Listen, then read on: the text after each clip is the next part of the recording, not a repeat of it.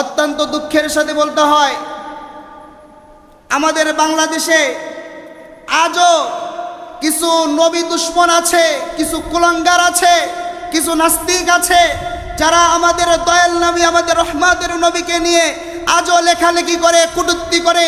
কিন্তু এই সমস্ত কুলাঙ্গারের বিচার এই বাংলাদেশের জমিনে হচ্ছে না। কথা বলুন ঠিক না ঠিক?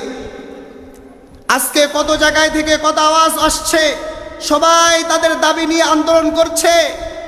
আমরা যারা নবী প্রেমিক আছি, বাংলাদেশের প্রত্যেকটা মুসলমানের এই দাবি থাকা উচিত, সবাই সংবিধানে দাবি দেওয়ার জন্য সবাই সবার দলের জন্য লড়াই করছে। কিন্তু আমরা কোনো দল বুঝি না, আমরা কোনো কিছু বুঝি না। আমরা মুসলমান, আমরা নবীর উম্মত। আমরা এটা চাই যেন এইবারে রবিউল আউয়াল মাসে, এই রবিউল আউয়াল মাসেই এটা যেন সংসদে আইন হয়।